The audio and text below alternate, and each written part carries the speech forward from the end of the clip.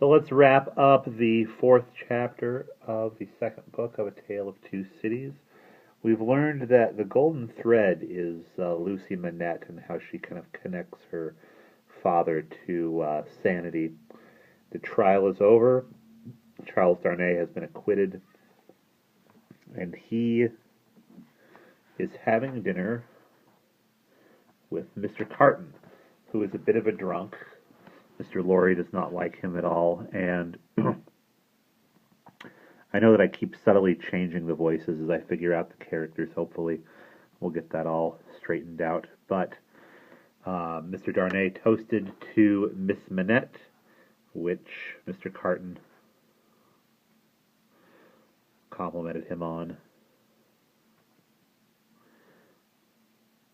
The allusion served as a timely reminder to Darnay that this disagreeable companion had, of his own free will, assisted him in the strait of the day. He turned the dialogue to that point and thanked him for it. "Aye, neither one thanks, no merit any," was the careless rejoinder. "It was nothing to do in the first place. I don't know why I did it. In the second, Mr. Darnay, let me ask you a question." "Willingly, and a small return for your good offices." "Do you think I particularly like you?" "Really, Mr. Carton," returned the other, oddly disconcerted, "I have not asked myself the question." "But ask yourself the question now."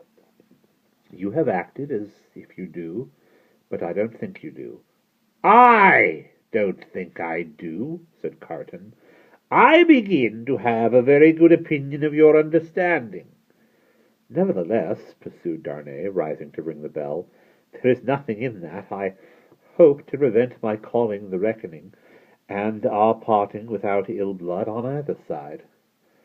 Carton rejoining, "Nothing in life!" Darnay rang. "Do you call the whole reckoning?" said Carton, on his answering in the affirmative. "Then bring me another pint of the same wine, draw, and come and wake me at 10. The bill being paid, Charles Darnay rose and wished him good night. Without returning the wish, Carton rose too, with something of a threat or defense in his manner, and said, "A last word, Mr. Darnay. You think I am drunk?" "I think you have been drinking, Mr. Carton." "Think? You know I have been drinking." "Since I must say so, I know it." "Then you should likewise know why. I am a disappointed drudge, sir. I care for no man on earth, and no man on earth cares for me. Much to be regretted. You might have used your talents better." "Maybe so, Mr. Darnay. Maybe not. Don't let your sober face elate you, however. You don't know what it may come to. Good night." When he was left alone, this strange being took up a candle, went to a glass that hung against the wall, and surveyed himself minutely in it. "Do you particularly like the man?" he muttered at his own image. "Why should you particularly like a man who resembles you?